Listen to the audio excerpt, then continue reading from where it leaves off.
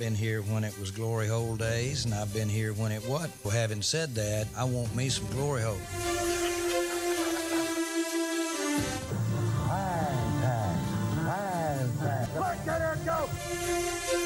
This is Silver and Blue Nation, the voice of the fans. Here's Big Game James and Producer G. How about this, Cowboys? Yeah!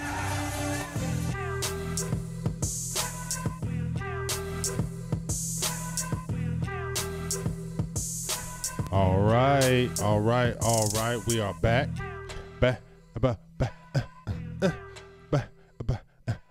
I love when you do that beat.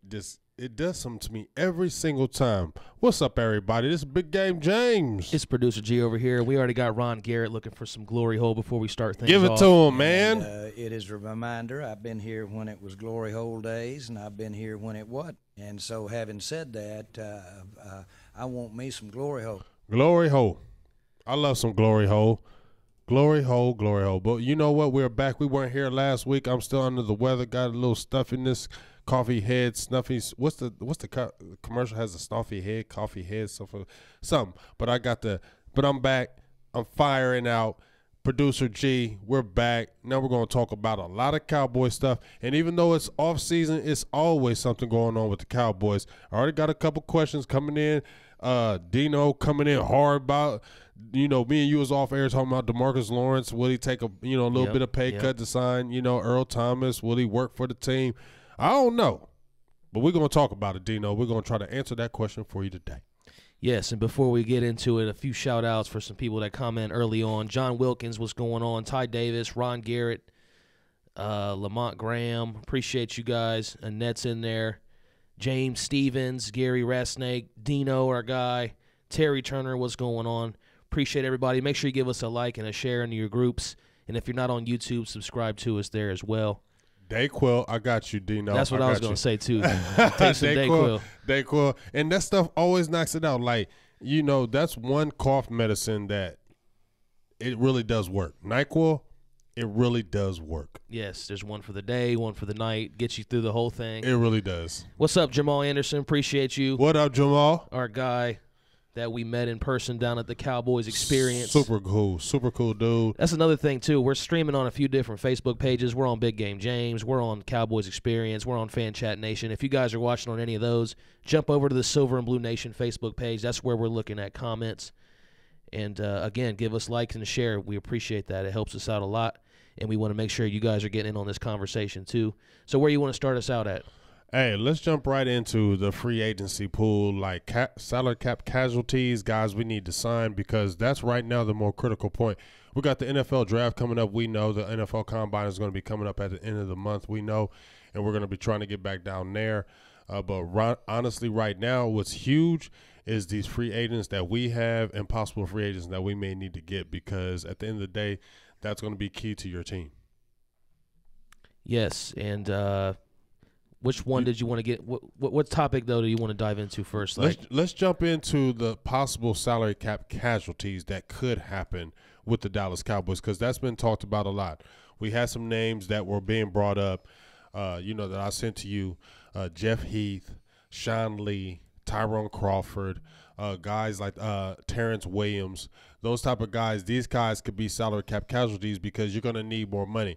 We have around, they say, about $54 million allocated to us right now as far as what they can spend and what they have open, which seems a lot, but it really is not a lot. It's just a lot to Dallas because we haven't had any money to spend so long. But the top teams have like $121 million, $101 million. Those are the teams going to get a couple of those big time guys. So with our $54 million, it's more so to get our core guys and maybe a free agency guy on the outside. But it's mainly that $54 million has to go to our core, and that's what's really what we're going to really be deviling on, because we got a few guys that might outprice themselves and then may mess up the whole structure of what the salary cap is going to be doing for us. What up, Ron Smith? Appreciate you. Marvin Hargrove checking in. Renee Bazane's asking about Zeke. We're going to get into that a little bit here. We're definitely going to. His article, we're going to talk about that. And some people asking about tight end, too. So we're going to dive into all that. Keep the comments coming in. Nicholas Price, what's going on? Which guy do you think, and we kind of called this like the Brandon Carr effect before, where a guy's not performing up to his pay. So which one do you think? Who's a guy that really you think should be absolutely like a priority as far as a cap casualty goes? Who's making too much money? Sean Lee. I think he's our number one guy that needs to be cut. And it's not because I'm bashing Sean Lee, and it's not because I don't love Sean Lee, but we have to be honest with ourselves. Sean Lee played how many games this year? I mean, maybe 6 full games this year? Another season lost. Vander Esch stepped up. You can draft another linebacker. You're not going to take the place of Sean Lee. We know that. That was the general. But injury every single year is a concern. Now you got this guy making almost $9 to $10 million a year. You cannot do that if you're trying to really move forward and really trying to get to the Super Bowl. So that's my number one guy that needs to be cut. And as much as we love Sean Lee, we love Dez Bryant, right? And Dez Bryant got cut. So there shouldn't be any difference between Dez Bryant getting cut last year to Sean Lee being cut this year. Bring him back on the staff, have him come on as a linebacker coach, because I don't see Sean Lee going somewhere and signing somewhere else and playing 3 or 4 years, and you ain't never been healthy in Dallas. How do you actually magically be healthy, G, if you've been hurt your whole career in Dallas? Now you all of a sudden going to be healthy in the next 3-year contract you sign with a team. You're already 33 years old. That's not going to happen. Take the cut and then come on with the Dallas Cowboys staff as a coach, because we'd love to have you. Saw how much he taught Vander Esch. You know, we were at the game. You saw how he's in-game coaching. He was in-game coaching at Penn State. So that's the priority guy. If you cut Sean Lee right now, you're saving about $7 million in cap space. You have $3 million in dead money, but that's $7 million that you're going to add to that $4 million. So right there, you already got $61 million that you can use right there. So he's my number one guy that you would have to cut right now. Ty Davis echoes you saying they'll save $7 million by cutting him. People asking about Dak's contract and Cole Beasley. We're going to get into that a little bit more, so stay tuned. We're going to get into all kind of stuff here today, all the latest, hottest topics going on with the Cowboys. But another thing for me with Sean Lee is we know that your job can easily be taken in this league, and I think with LVE coming in and doing what he did is another reason why you can let Sean Lee go now. And we also seen last season when Sean Lee came back and he got in the game, it kind of messed up the flow, the chemistry of what we had going with the defense. So you could see it because it almost felt like they were trying to let Lee play because he had earned that right to play. And it was almost like they were kind of forcing him in the lineup, giving him his respect because of the tenure he's done. And he's still a very good linebacker. But when you have the ascension of LVE, he did what we wanted to do. We needed to draft a linebacker who was going to take that position just in case Lee fell off, and that's what LVE did. And when you saw when LVE came off the field, the energy came off the field. Did you not notice when Lee would come back? Chemistry and it was like when Lee would come in the game, the energy was gone when Vander Esch was in there. I mean, heck, I posted a video with Vander Esch. Dude is one of the most popular players on our team now. Mm-hmm. That's just the way it is. People love him, and he has the ability as well. So that just kind of needs to happen as far as if Dallas is trying to save some more money with the cap and trying to sign their own, then, hey, the DeMarcus Ware was gone. Sean Lee was gone. Tony Romo was cut. Nobody should be saved in this. I think the development of Jalen Smith also helps play a factor in that too. Because the linebacker core seems to be set now. So right, and you can draft another linebacker in the fold. We still have the kid from Green Bay. He really missed a lot of the season. Joe Thomas. He can come back because I believe they signed him to a 2-year deal. You could possibly bring back Damian Wilson. He's a free agent, and you're not going to be able – he's not going to sign for a lot of money anywhere else. So you could probably get him on a discount. And they've got the kid Covington coming back from Indiana that they drafted last year in the 5th round. You can see what he's looking like, and you can draft somebody else. You're not going to replace an all-pro like a Sean Lee, but if you're trying to stay within the cap and still to be able to sign your core players moving forward, and he's 33, that's the smartest move for you to do if you're the Dallas Cowboys.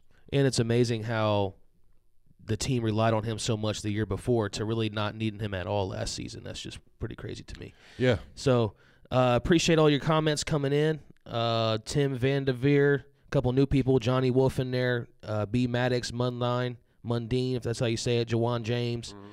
Appreciate all you leaving the comments. We're going to get to them all, or we're going to try to. Who's another guy that you think could be one of those cap casualties that's making too much money versus this production? Well, I mean, if I'm looking at a guy right now, you would say Lael Collins. Now, I know people are tripping out. I'm not saying Lael Collins should go, and I don't think they will do anything with him because I know Dallas, they need that offensive line, and the offensive line is pure for them. That's what makes them go. Lael Collins, to me, though, hasn't been a bust, but if you look at, he was a top 15 pick if he didn't have the issues, right, with the girlfriend and the pregnancy and things of that nature. He was a top 15 pick, they say. You wouldn't say since his tenure in Dallas he played like a top 15 pick, correct? Nope. He hasn't played. Now, when we had him at guard, he was good, but honestly, he was not better to me than Ron Leary. He wasn't. Ron Leary was better than him, but since Ron Leary wanted more money and he was the cheaper option, they were going to let Ron Leary walk, okay? Then he got hurt. We moved him right tackle. He has struggled. He's a good player, but he has struggled at that position. So if you were to cut Lael Collins, he's like $9 million cutting against the cap. If you cut him, you save $8.1 million. It's only going to count like $1 million against the cap if you cut him. Now, I'm not saying advocating that you do, but you could cut him. You could move Connor Williams to right tackle, his more natural position, it seems to me.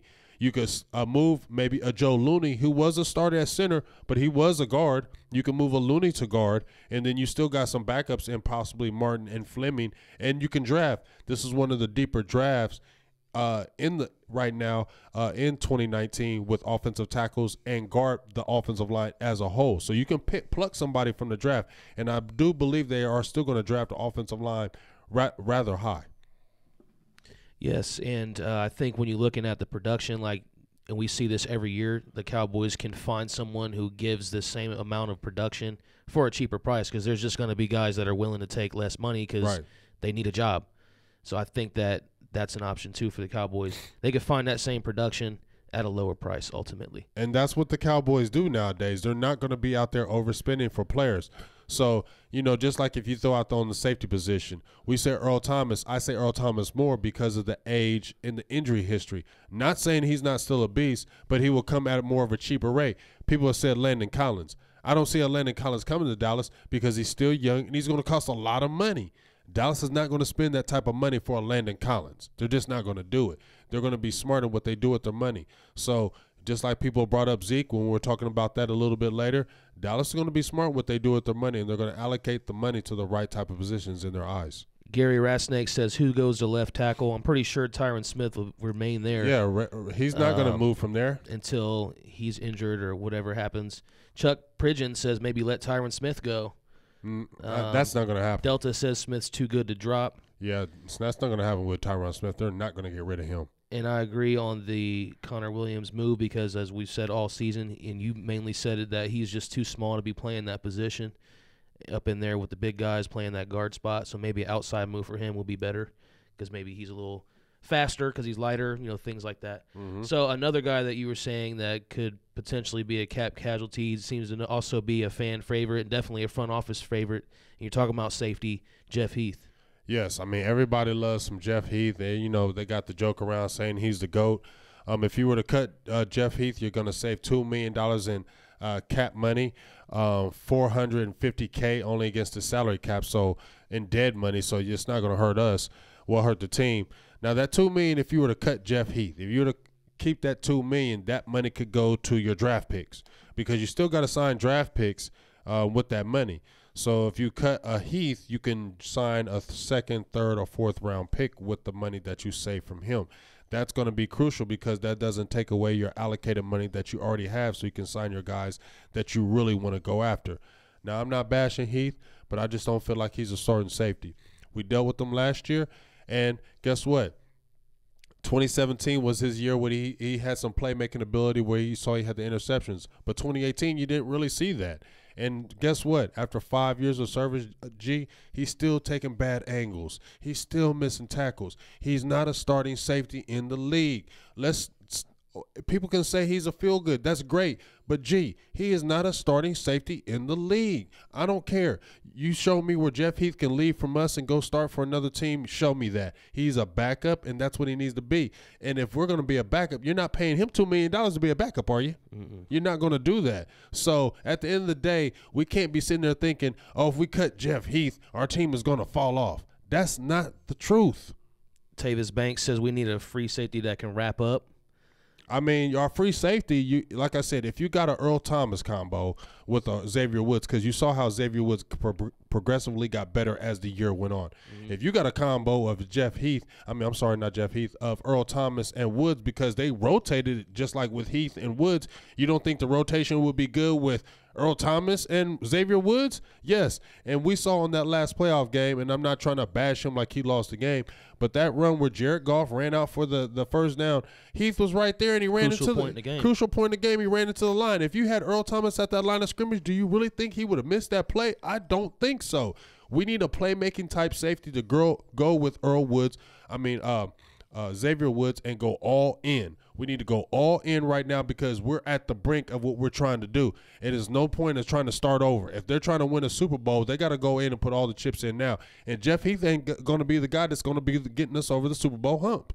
Yeah, like you said, in his 5th year now, and he hasn't shown – I think he might have hit his ceiling at this point. You've probably seen the best of Jeff Heath right now as far as what you're going to get out of him. He's plateaued as far as a player. He's not going to get any better. And he just reminds me of another one of these, projects that the Cowboys hold on to for years and years. Too long. Hope that they come out, and they're always doing it too long. And this just seems like another one of those examples. So $2 million isn't a ton of money, but it could help.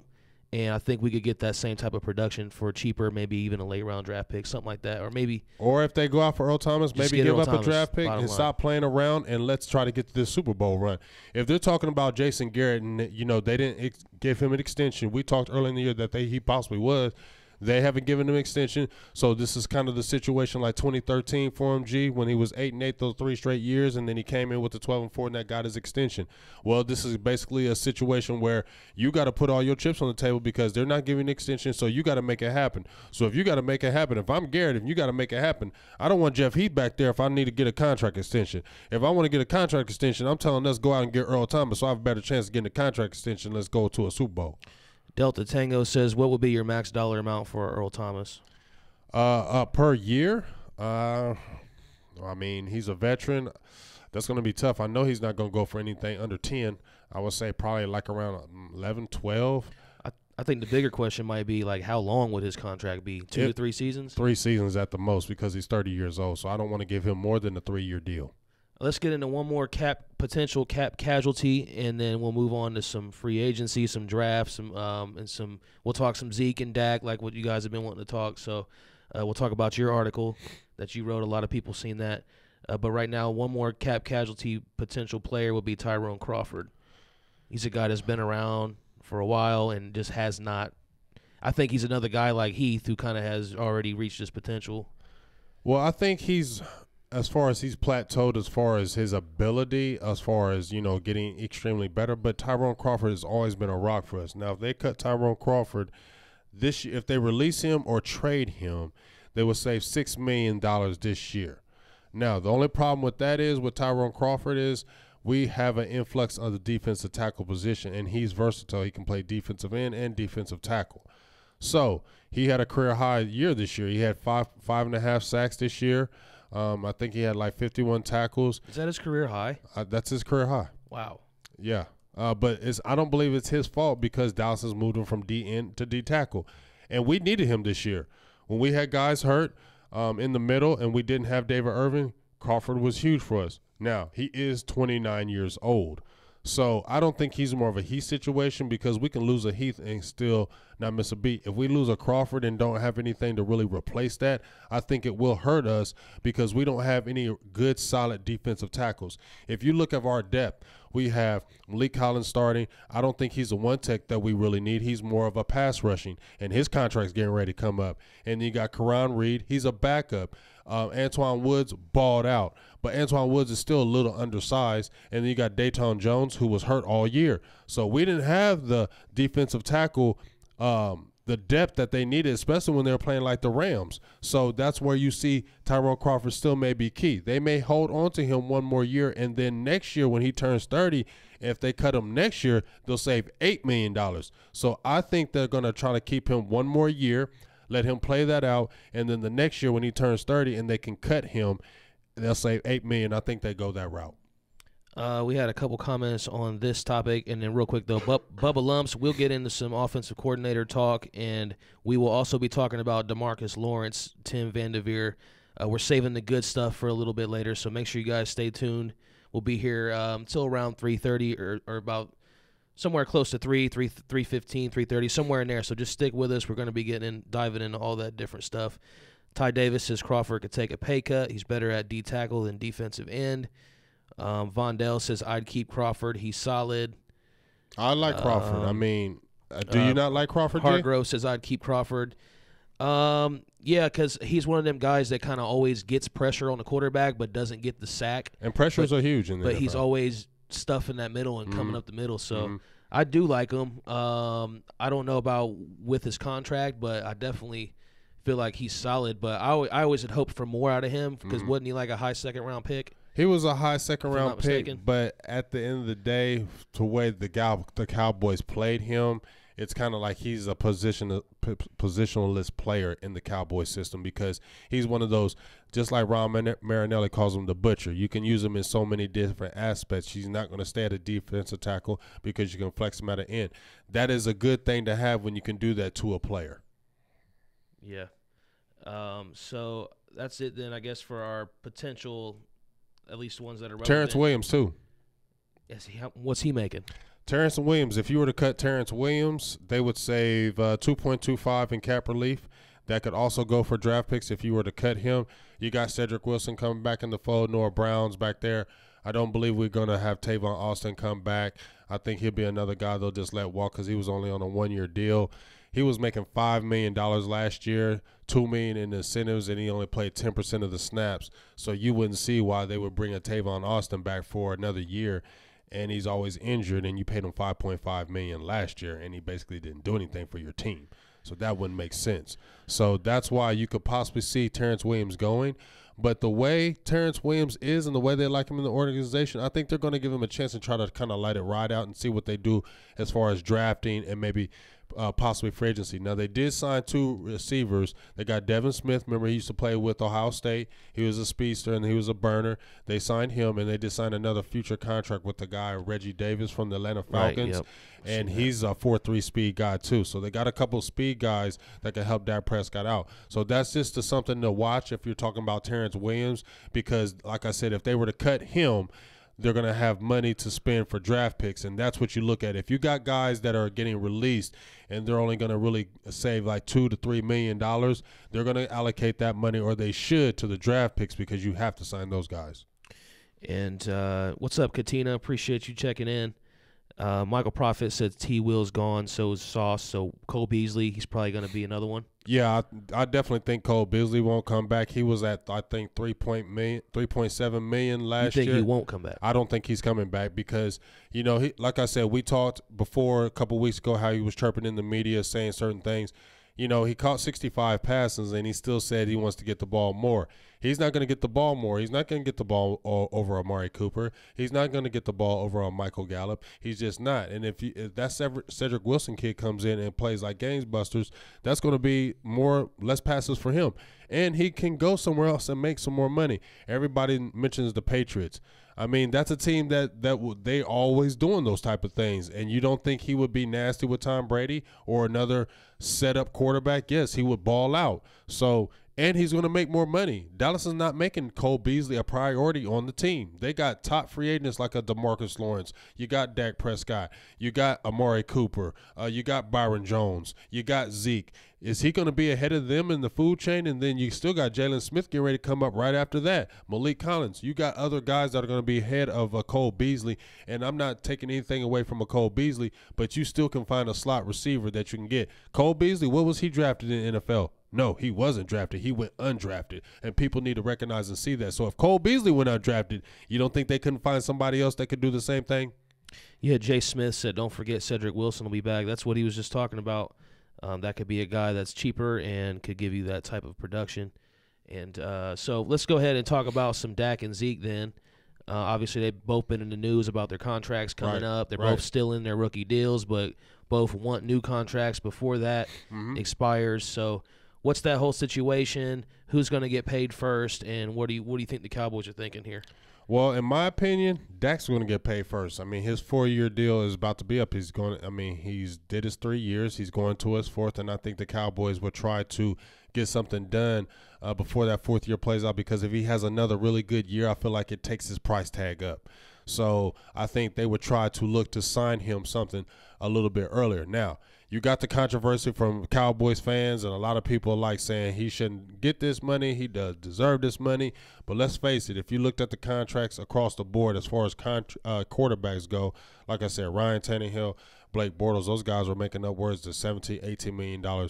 Tom Brady, he said he wasn't going to, when we just heard in the news how Dak Prescott said, hey, everybody don't have a Tom Brady wife who's making $15 to $17 million, so he can take a pay cut. He can make only $19 to $20 million because they can spread that money out because his wife is making big money. So basically what he's saying is, I ain't taking that hometown discount because I ain't got a wife that make that kind of money. So he's going to want top dollar. And then if you go by his stats on what he's done with the Cowboys, he deserves it. So he's going to get at least $20-something million a year, I would think.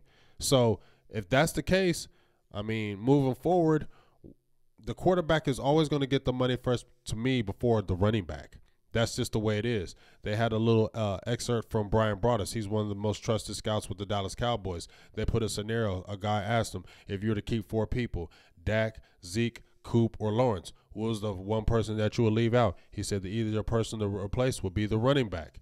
I mean, that's just the truth. As much as we love Ezekiel Elliott, and I love Ezekiel Elliott, the running back position can be replaced. And they were just talking about the controversy with Todd Gurley in that Todd Gurley, that he's making all this money, but who was one that was running in that Super Bowl?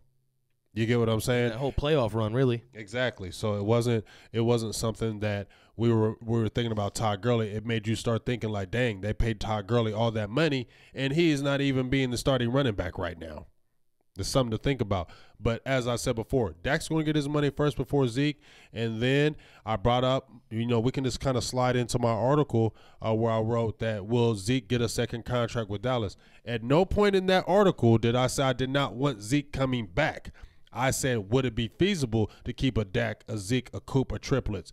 I'm thinking it may not, because if you look at the way the Cowboys have done with their running backs and you look at the pay scale, how do you see them paying that kind of money for Ezekiel Elliott when he's probably going to want about $16 million a year?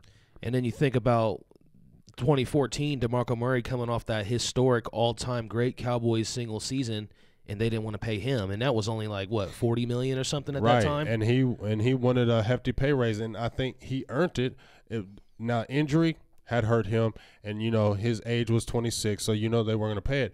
But if you look at if they let Ezekiel Elliott pay out his contract, he will be 25 years old. That's 2 more years of wear and tear. Do you really think they'll sign him to another 5-year deal or something like that when he's always got 2 more years of wear and tear on his body? That means he'll be with the Cowboys until he's 30 years old. I don't think the Cowboys are going to do that. I think they're going to let that contract ride out and start tagging him. You see what happened with Le'Veon Bell. Le'Veon Bell is the best running back in the league. And what'd they do? They weren't trying to sign him. They kept tagging him. Yeah, Bubba Lump said, Zeke's not easy at all to replace. Don't be so nonchalant. Love you, but don't slough Zeke off. It's not. See, that's what I'm saying. People, y'all get in y'all feelings about Ezekiel Elliott. Y'all get in y'all feelings. When I posted this article, let me just jump in this article. It had 1.5K shares. 1.5K shares on that Ezekiel Elliott article. Half of them people, I'm going to say, didn't even read the article. As soon as I made the title, they automatically assumed doom and gloom. So half of people didn't even read the article. Nobody is saying Zeke is not a monster. What I'm saying is Dallas going to pay him? Y'all need to understand that this is a salary cap era, okay? Get out of your feelings about your top players and look at the salary cap, because the salary cap is going to deem who gets signed, not your feelings. So Dallas is not going to sign Ezekiel Elliott because they love him. You understand what I'm saying? They're not going to sign Ezekiel Elliott because they just love Zeke. They're going to sign Zeke because his production, and is it dollars and cents for the Cowboys? And if it's not dollars and cents for them, they're not going to sign Ezekiel Elliott to another contract. And people need to understand that. And it's not about them not loving Zeke or we not loving Zeke. It's about money. This is a business, folks. This is what it is first. This ain't about our feelings. This is a business. And if it don't make dollars and cents to that team, they're not going to do it. And Stephen Jones has shown that he's not going out there throwing all kind of money around. Do y'all understand what they did to Zach Martin? He is an all-pro guard. All-pro every single year. Did they sign him while he still was in his deal? No. They let his 5 years run all the way out. And he had to sit out his OTAs. Then they signed him. You think they're going to re-sign Zeke right now? I don't know. Yeah, and another thing to factor in is if you look around the league, tell me a running back that's like a great running back that's been paid big or considered one of the best running backs in the league that has won a Super Bowl. You get what I'm saying? And I'm also made a post that there's only 3 Pro Bowl running backs in the last 10, 20 years that have actually been in the Super Bowl. And as I said, the Rams made it. They had Gurley, but it was C.J. Anderson that was doing the damage. And already in L.A., they're like, you know what? Let's contemplate trading Gurley in that contract because we can get cheaper backs who are – nobody's going to replace a Zeke, but you can get a very good back if you keep that offensive line together. And that offensive line is good. How many times have we seen the Denver Broncos – when they were talking about doom and gloom, Clinton Portis, they had Mike Anderson, Olandis Gary. They were just cycling through running backs that were getting 1,000 yards every single year, and they weren't missing a beat. They were going to playoffs every single year. A little devil's advocate to that, Shanahan had a great system for running backs. He always did. Yes. But I see what you're saying. I think a good example right now to look at is the Steelers. We was talking about that off the air. James Conner. Exactly. He comes in, and they said, okay, Le'Veon Bell says, I'm sitting out, and I'm not diminishing the player, but I'm saying they came in with James Conner. He had a very good year, and he made the Pro Bowl as a rookie, okay? And this guy had Hodgkin's disease. You get what I mean? Mm-hmm. But he had a good offensive line. He had a good quarterback. He had good receivers, and it helped the team. So I'm not taking anything away from Zeke, but y'all need to realize that if it doesn't make sense financially for the Cowboys to keep him, they're not going to renegotiate that contract and sign him long term. And that's what y'all need to understand. And y'all can unfriend me, not like me, and say I'm blah, blah, blah, blah, blah. And it wasn't no clickbait article. That was a real article. Gurley starts making $9.1 million in 2019. 14.4 in 2020. You think if Zeke, and I put the numbers, Gurley in 4 years is averaging 78 yards a game. Zeke in 3 years is averaging 100 yards a game. So you don't think Zeke is going to say, look at Gurley and look at me. I've done more than he has. I want more money than him. You don't think Zeke is not going to do that? They're already talking about he could be a possible holdout because he's talking about he already wants to renegotiate and extend that contract. You think Zeke's going to say, no, I don't want to come cheap? No, he wants top dollar. Mm-hmm. That's right. Let me give a few YouTube shout-outs real quick before we move along. Young Wilson, Tavis Banks. Appreciate you, Young Wilson, always donating to the Silver and Blue Nation. We appreciate that. Tim Williams, MJ, Stevie Mack, my Cowboy family, Antoine Goins, Brian Sullivan, Anthony Lavelle. Appreciate everybody on YouTube that comments with us every week. Jeff Petit, Daniel Meza. Make sure you guys subscribe there if you're not yet. We'd appreciate that. And if you're not on Facebook with us, go over there and check it out too. So I guess we can stay on some more of the business side of things, and we'll look now at DeMarcus Lawrence, who the Cowboys have said is the #1 priority this offseason. So do you think that deal gets done? Does he get franchise tagged again? Is he going to get his long-term deal? Is he going to take a pay cut? These are different things and different questions that people have. So what's your thoughts on this? Well, as far as the DeMarcus Lawrence situation, and I think Boo Thing's at the door. She brought some food. Just thought I'd throw it in there right quick. But as far as the DeMarcus Lawrence thing, sorry about that, folks, but Boo Thing's out there. She brought them food. But it's going to be a tricky situation with DeMarcus Lawrence in my eyes. I want DeMarcus Lawrence back no matter what, okay? That's a guy that we've been sitting there saying from time and time again that we wanted a war daddy. We need a guy to put the pressure on the quarterback. And if you lose a DeMarcus Lawrence without replacing him, we are going to be hurt. Because Randy Gregory, to me, still needs a lead dog right now. I don't trust Randy Gregory all the way right now. I love that ability, but I still don't trust him. He's still 1 year moved away from the suspension. You feel me? So he's still in it. If he makes one mess up, we're screwed. Taco Charlton has not taken this next step. He has looked like a bust so far, correct? You got a Dorrance Armstrong Jr. He was only a rookie last year. You get what I mean? David Irvin, we don't even know what's happening with him. So where do we have a war daddy? So he needs to be signed. But here comes the problem. He ain't going to come cheap. Now, they're probably going to tag him because that's going to give him enough time to work out a long-term deal.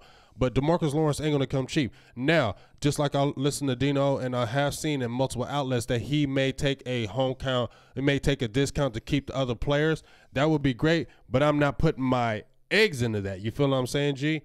Because let's say Dallas offers him like maybe $16 million. What if another team comes and said $20 million? You know, is Dallas going to match that? What if they say $22 million? Is Dallas going to match that? Because they're going to be looking at their other players that we still – because if you sign Dak to a $20-something million contract and then you sign DeMarcus Lawrence to a $20 million, where the rest of that $54 million going? It's almost gone now. You know what I mean? Now you don't have the money to sign these other guys, so it's a tricky and slippery slope to where they're going to tag him, and then it's going to see what happens with as far as negotiation, because they are going to tag him because they're not going to have a contract ready for him. They're going to tag him again. I just hope it doesn't get ugly because DeMarcus Lawrence was cool with that first tag, but he's going to want a long-term deal, and he's going to want money. Yeah, and another thing with him is his presence in the locker room, just being that leader. Yes. Like, if you don't have that, that's going to be a huge loss, I think. It will be like starting over if we lose DeMarcus Lawrence to me.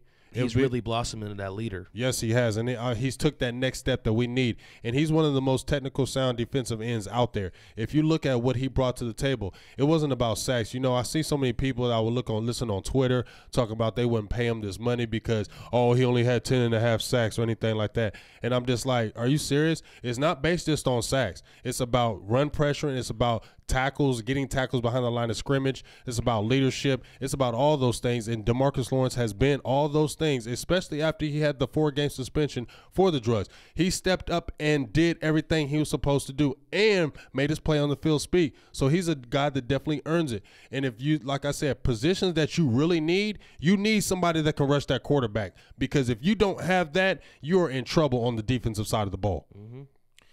And I think let me just move on here. Let me see if there's any comments about him real quick. Gilbert Solis, and I'm looking on Facebook right now, Silver and Blue Nation page. He says it's too early to dub Taco a bust, only 2 seasons. Yes, I didn't say he was a bust. I said he's potentially looking like one, but right now, if you look at his second year, he had 1 sack. Now, people try to compare him, and remember me and you people try to compare him to DeMarcus Lawrence, but we can't compare him to DeMarcus Lawrence because DeMarcus Lawrence second year, he had 8 sacks. Right. So you saw the potential. Taco Charlton had, I think, 3 sacks his first year, regressed and had 1 sack his second year. That didn't happen with DeMarcus Lawrence. He had 2 big sacks in the playoffs and then jumped on the next year and had 8 sacks. We didn't see that in Taco Charlton. So he has to majorly step up for people to have any kind of confidence in, because he doesn't look like a first-round talent at all. And the only way I really see DeMarcus Lawrence staying with Dallas long-term is if he does take a friendly hometown type of deal, because, like you said, they're going to franchise him and give him time to get that deal done. But even though he's not a free agent, so he technically isn't supposed to be tampered with, or but I guarantee you there's someone out there that knows the market value for him and know what other teams will be willing to pay for him. Right. So he's still going to have that leverage even if he's franchised and then they try to negotiate there. So, and we've known the Cowboys have a history, especially lately with Steven being more involved, of not getting into bidding wars with other teams. Right. So they don't want to overpay for guys anymore. That's kind of been the motto. And that's what he said. He said time and time again, we're not going to overpay. Now, like I said, this could be a tricky situation, and it's going to be bear to watch with these contracts. And that's why we were talking about, G, that it's important to win when these guys are cheap. I looked at in the score, and I seen where the Ravens owner is really excited, and the GM with Lamar. What's quarterback's name over there? Lamar Jackson. Yeah. Lamar Jackson. You know why he says he's excited? Lamar Jackson being behind the helm, because they're about to dump Joe Flacco's salary. Now they got Lamar Jackson, who's cheap. Now they can spread that money around to their players and build the team. Right? Yep. That's why they want to win championships when you get these guys cheap, because after them 3-4 year deals is up, now you got them contracts staring you in the face, and you don't know if you're going to be able to keep your team together. It's not that easy. That's why everybody gives the Patriots so much props, because you got 16 seasons in how they've been just dominating in the salary cap era. for you to be dominating, even if you play in the WAC division that you're playing with the AFC East, you still have to deal with that salary cap. And for them to manipulate the way they have, they've let go of top players. They don't give out big deals. And they let go of top players and sending players. Minus quarterback. Chandler Jones, Jamie Collins. They let out guys that were like, what? For cheap, too. For cheap. They just let them go, cut them, and they didn't renegotiate the contract. And guess what? What happens when they got rid of Jamie Collins and Chandler Jones? There were two of their stalwarts on defense. What happened that year? They went to the Super Bowl. Because they keep drafting well and spending money on lower-end free agents. Exactly. So it can be done. You see, it's got to be shrewd, though, G. You feel me? You have to have a contingency plan when you do that. They got rid of those guys. They got Trey Flowers. Now, he's a guy that might be up for free agency, too. So they're going to see that, hey, if we can draft somebody that we think would be just as good as you, we're going to let you go. Well, another guy who's looking to get paid and had one of the great seasons for a cornerback this year, Byron Jones. Another situation of a guy who you got to think about his contract in the long term. What do you think about that? How's that going to unfold? With Byron Jones, I just use that option year for him. Let him play another year. I'm a little leery. Now, I'm not saying you're not a good cornerback if you don't have interceptions, but he's never going to be a guy that's going to get INTs for you. So are you going to pay a big money guy who just doesn't really get INTs for you and can just really cover really good? That's the question, because Byron Jones is not that guy. He's never been that guy. He's never going to be that guy. So that's why I'm a little kind of leery of giving him huge money. I definitely like to see him get paid, but I don't know if he should get paid as like one of the number one cornerbacks in the league. I don't believe that. Would you rather pay just for example, like a Marcus Peters who will get you 7-8 picks a year, but maybe gives up more than a Byron Jones does? That's tough. But gets you turnovers. You know what I mean? Like I said, when you had a Marcus Peters, it's a tricky situation with me because I just don't want to pay a high dollar money if a guy can't get any kind of interceptions, because that's what you pay for too. You pay for that good coverage, but you pay for the INTs because those change the game for you. And I don't know if he's a game-changing cornerback. I don't think he's a game-changing quarterback. I think he's just a very good cornerback. Ryan Dye says make Byron prove it this year or move on from him. Yeah, I mean, that's what – I don't feel like the team is going to fall off if you lose Byron Jones. That's just my personal opinion about it. Byron Jones is a good cornerback, but Dallas ain't falling off if we lose Byron Jones. That's just my opinion. Appreciate everyone tuning in on Facebook Live, YouTube, whether it's Big Game James page, Cowboys Experience, Fan Chat Nation. We're watching on the Silver and Blue page. All you guys' comments. Willie Stovall, appreciate you being in there commenting with us. Gilbert Solis, thank you. Ryan Dye, our guy. Brandon Nobles says keep Byron. Marcus Wolford, appreciate everybody. Sieber, he said goodbye to Sean Lee. Yeah, we talked about that a little bit ago. Sieber, if you missed it, you can rewatch this show. And don't forget, we're over on Roku as well, and we'd appreciate you guys' support there. And we got some new things coming for Facebook. We're probably going to try to roll that stuff out next week. So keep tuning in with us. We're here all off-season talking Cowboys. Every week, you know there's something to talk about, something to discuss with this team. Another discussion topic was Jerry Jones saying that this is a make it or break it type year for Jason Garrett, and also saying that we've been here before, which could explain the every other year kind of thing. It's like you got to light a fire up under him every other year or something to get him going. So what do you think about that situation? What happened there? Like what was said, and what do you see? How's that going to play out? Well, you know, it's a situation where I think it's like the 2013 situation. Garrett had those 3 straight 8-8 years. You know, he was like, you know, the fans are chirping. You got to make it happen this year. He came back and did the 12-4 extension. To me, it can't be. I made the video. We recorded it last year. It can't be another 11-5 or 10-6 season. We make the playoffs. We win a playoff game, and then you extend him. Wait, though. Let me tell you something that could be different, though. Okay. Because I don't know if Garrett's done this back-to-back. Maybe that's what they're waiting on. Can you do it more, you know, like can you do it twice in a row instead of every other year? Well, you know, we have 2 good years in a row. We said the even years are good for Garrett, remember? So this should be an off year for him. This should be the bad year because 2014, NFC East Championship. 2016, NFC East Championship. 2018, NFC East Championship. So he is on the hot seat this year. There's no question. There's no question. If they did not extend him, he is on the hot seat. And Jerry's saying that. He's saying, I want to see it twice in a row from you, not just every other year. So if he has another bad year this year, that's it. Well, I just feel like, you know what, here was my frustrating point.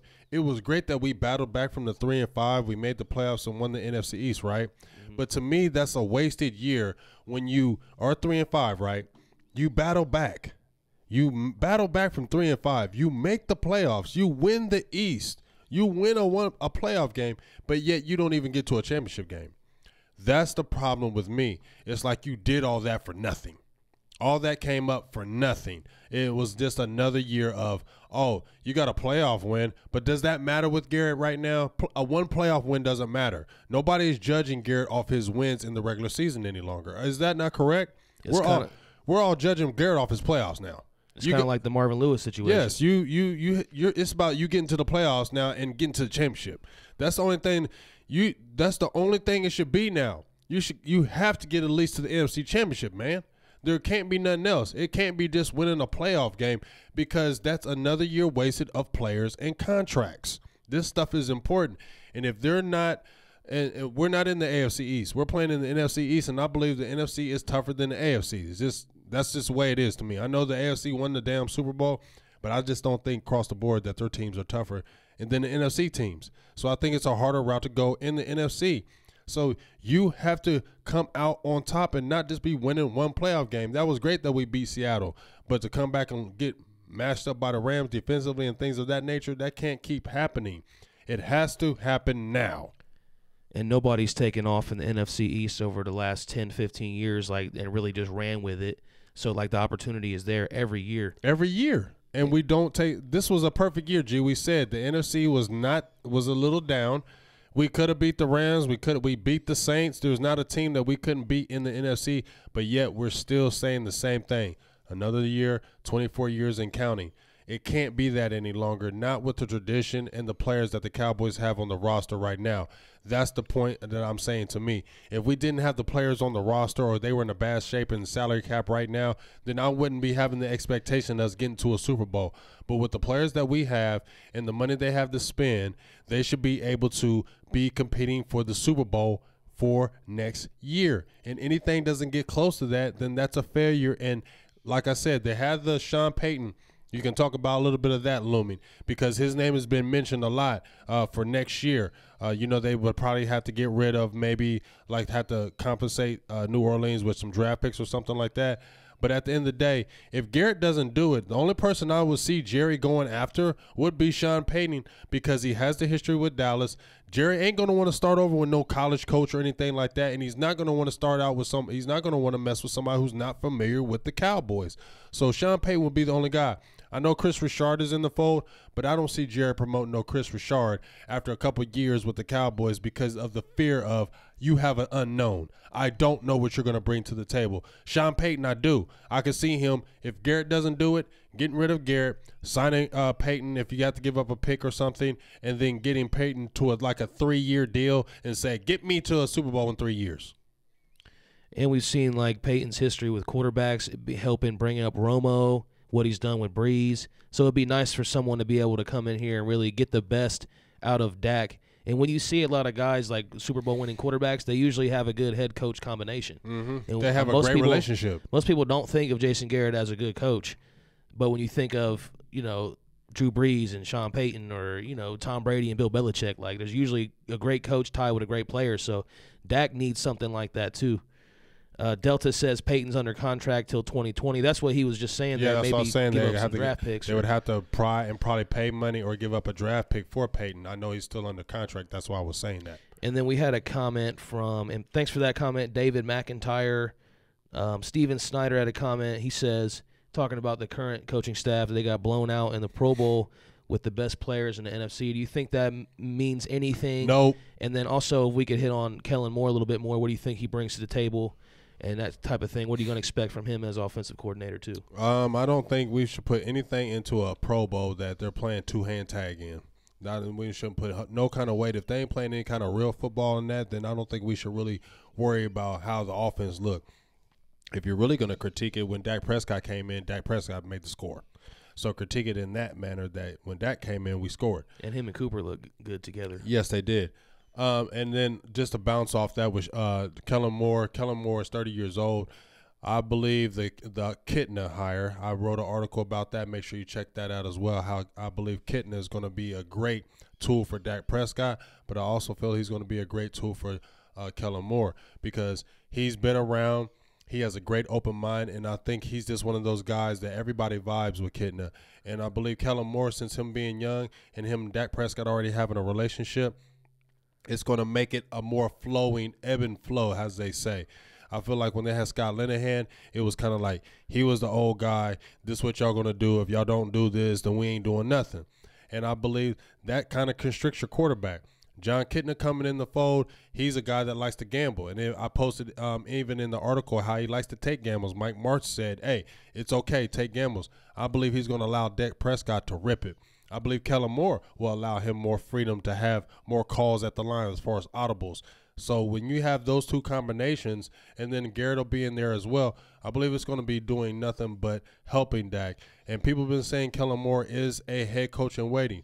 We're going to see. I just say let's give Kellen Moore a chance and not bash him because of the Scott Linehan hire and because it's playing days, because that doesn't have anything to do with his coaching abilities. Yeah, if anything, you might want to be a little bit excited because, you know, the young guys like the Sean McVays, the young guys are the ones that are taking over right now. It's not the old heads, it's the young ones. And, like, they kind of came from an unknown area, so maybe you could find something here that you didn't know you had. Because, you know, if you're getting a guy that's already established, you're going to be paying big money for him. Well, not just that. You know, people said, hey, let's bring in North Turner. Why do you want to bring an old as North Turner who's like 60? You know what I'm saying? North Turner has already been to Dallas. Yeah. Why are we going to keep on recycling these old people, old coaches, these old coordinators? Yo, they had their time. You understand what I'm saying? They've been in the league 30 years. You get what I mean? Y'all been coaching and coordinating for 30 years. It's time for these young guys that got some fresh views and some new thoughts to come in here and show what they can do. It's about opportunity. Those guys back in the day wanted their opportunity. Let's give these young guys a chance and not keep on recycling these old coaches that have been with 17 teams in the league. Nathan Adams says Jason Garrett just isn't doing it. Marvin Hargrove says Jason Garrett's a good motivator, but he doesn't make the in-game adjustments. Ty Davis loves the Kitna hire. Kitna is going to be huge for us. Huge. And huge for Dak. Bubba Lump says head coach in waiting. He was a third QB for a reason. Again, Bubba, the on-field performance doesn't have anything to do with their coaching abilities. Right. I mean, if you're basing the better they are, usually the worse they are. Right. I mean, I'm saying, like, if you're basing your coaching because he could play on the field or couldn't play on the field, that's a bad evaluation to me in my eyes because that doesn't evaluate if he's a good mind on the field. Like I said, if you look at Kellen Moore in that picture right now, does he look like an NFL quarterback? Look at that picture right there. No, he doesn't. Does Kellen Moore look like an NFL quarterback, dude? Like he looks like me. Like he don't look bigger than me. You know what I'm saying? And we're talking about he should have been successful in the NFL. How? He little. He little. He's super little. Like he's not big. You think he was going to blow up in the NFL? No. But that doesn't take away from his mind. Yeah, and you know what? I mean, I don't want to say he was good, but he wasn't like the most terrible quarterback either when he was playing. There's been plenty worse quarterbacks than him that played on the field. I mean, he at least almost threw for 500 yards in one game. I say he's shown he could play, you know, in small amounts, I guess. Well, is there anything else we need to hit on? Oh, no, just you want to talk a little scouting combine, or do you want to touch on that at all? Yeah, we can. Draft. I mean, we got the draft getting ready to come up. The scouting combine, well, not really the draft, but the scouting combine, which is going to be huge. I believe it's at the 26th, I believe, the 3rd. I believe it's that. I've already sent our request for our tickets out for me and you to go again, G. We went last year. I think there's like 338 participants going this year. A lot of players. You can't really – there's a lot of names thrown out. I've been posting a lot of players, so I don't have them a lot on top of my hand. But if you're looking at positions that need to be addressed, if we're talking about scouting combine and draft, I'm really going to be looking at the defensive tackle position up there because it's something that we need to address. Brian Broaddus said he finally thinks that the front office is finally going to address the defensive tackle position. They got some guys. I just posted a kid named Dylan Mack. There's so many names out there, but defensive tackle, I think, is huge. Now, we got a second-round pick. They said, Stephen Jones said, safety and tight end is still a high priority. I say you go out and get Earl Thomas for that safety and leave that alone. You get what I mean? And I think tight end, you can get it in the third or fourth round. But that defensive tackle position, if you got a guy that is a monster, I believe I posted Dexter Jackson as well from Clemson. He's 6'4", 350 pounds. He's a mover and shaker. You know what I'm saying, G? We need something like that. Also, I posted Halode Nada. He's a free agent with the Eagles. Now, I know he played with the Eagles, but it was only 1 year, so I don't count. I know he's 35 years old, but he's still 6'4", 350 pounds, and he's been a monster. We need that guy that's a run stuffer that can stuff up that D. Now, people don't understand. The Colts and the Rams exploited us. A lot of teams don't exploit our middle. If teams concentrated and exploited our middle, there would have been more teams that would get more yards on us. I really feel that way because we didn't have a lot of girth. And Antoine Woods, as good as he is, he's going to wear down. And when you're bringing guys like Karan Reed who are backups, they aren't going to really do the job that you need them to do. You feel me? Now, let's say you had Antoine Woods, and then let's say you had a Lode Nada. A Lode Nada starting, then you have an Antoine Woods coming off the bench, G. Now you're like, yeah, there's no drop-off, right? There is a drop-off when you have a Karan Reed and a Dayton Jones. That is a fact. Those guys can't play every single snap. They get tired and they get worn down. When you have two offensive linemen, a guard and a center wearing down on them, they get tired. So that's where you have to have good backups, and you have to have quality backups, and you have to have a quality starter. So you really need to address that defensive tackle position. So if we're looking at the combine, forget everything else. Let's hit this tackle position, man, and stop playing around. Because if we got that strong tackle in the middle, I believe it will do wonders for our defense. Because when you heard Ray Lewis, when he was one of them all-world linebackers, what he kept on saying, I need guys up front to keep me clean so I can make these tackles. You get what I'm saying? So when you saw Saragusa and Sam Adams and even with Haloti Nada, those guys, when they were over there, they made Ray Lewis and those guys better. Van Der Esch, Jalen Smith are going to be better when they have a guy that can keep them clean. When you have a guy that can occupy two people and then they can just run free and make them tackles, it makes your defense better. But if those guys can make one-on-one matchups and then your linebackers coming in and you got a guard or center peeling him off, well, guess what? That's when we're going to get gashed and long runs are going to happen. Just want to thank everybody one more time before we sign off here for today. Thanks for tuning in with us. We're trying to be here every single Sunday. We weren't here last week, but most of the time we are going to be here. So make sure you guys are subscribed, YouTube, Facebook, Roku if you got one of those. That's a great thing, too. We have a channel there. Search for us, Silver and Blue Nation. Follow us on Twitter, Instagram, all our social medias. And we just want to thank everybody again who tunes in each and every week. We're trying to get more content out here more often. So, you know, we're just constantly working towards that. And hopefully we get up to the scouting combine and all these different things going on. We got stuff going on with the Cowboys Experience. If you guys haven't checked that out yet, that's cowboysexperience.com. They have great packages and things like that if you want to go see a game on the road or in Dallas as well. Make sure you mention Silver and Blue Nation if you go check that out. And yes, we'll have more information on that coming up too, and maybe some players on the show, things like that. We're going to be collaborating with Cowboys Experience for sure. Yeah, definitely. And definitely want to check that out because, like I said, you won't it's a Cowboys experience for real because, like I said, you're just not up in the stands. When you get those field passes and things of that nature that include in these packages, I'm telling you, it changes the game as far as how you look at how you watch the game. When you're watching up top, you're watching it, but when you get down close to that field and you actually get to see the emotions of the players and you actually see what goes on, it actually just changes your perspective and your view of when you're watching the game. So it's second to none. It's an experience like no other. And if, like G says, if you're really trying to find out more about the Cowboys experience and already getting ahead of the game and getting tickets and packages so they're even cheaper across the board, then you need to inbox Silver and Blue Nation, Big Game James, and holler at us, and we can make it work as far as what you're trying to do if you're trying to go to a game and beyond. Yes, Nathan Adams says free agency. We're going to dive more into free agency next week, scouting combine, any other type of news that comes up. And he's going to be working on some Coach J film days to show you some of these prospects of potential Cowboys targets or positions that might need filled for this next season coming up. So, again, thanks to Ron Smith, Ryan Dye, Nathan Adams, Annette, Bubba Lumps. Thanks for commenting and hanging in with us. Cedric Williams, Jawan James, Richard Woodard, Ron Garrett, our guy, Renee Bazane, or Bazin, if that's how you say it, David Nixon. Thanks for all the comments.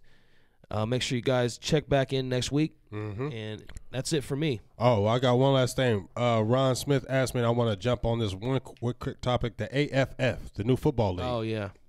That games last night, them games were exciting. I posted a video where a quarterback got smashed last night. Had his helmet knocked off, and, they probably wouldn't show that in the NFL. But it is a really good league. Like, they have former NFL players in it, and I believe I was reading up on the rules, but they offer, like, scholarships and tuition reimbursement, and they're really doing a lot of things for the players. And just if you're watching the atmosphere, the replay where they really, like, show you the replay and they show you where things can be changed, I really like it, and I think it's good. We've always been talking about how the developmental league for the NFL, because they have it for baseball, they have it for basketball, and it really works. It really does work, because you have so many players that fall through the cracks. Not everybody can make the NFL instantly, but if you can play like in a D league that is really good, these guys can get called up, because they still have it in the AFF that if there's a regular season, you get called up, you can go play. That's a good thing. So I think this is a league that the NFL needed. I think this is a legit league that the NFL needed, and it's a league to keep jobs. I mean, this creates jobs.